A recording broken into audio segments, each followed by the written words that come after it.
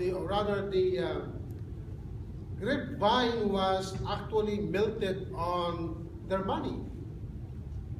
And it's such very important that the gates of the temple were decorated by a gold grapevine.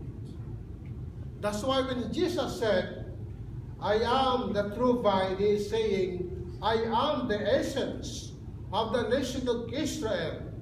I am the personification of everything Israel was created to be.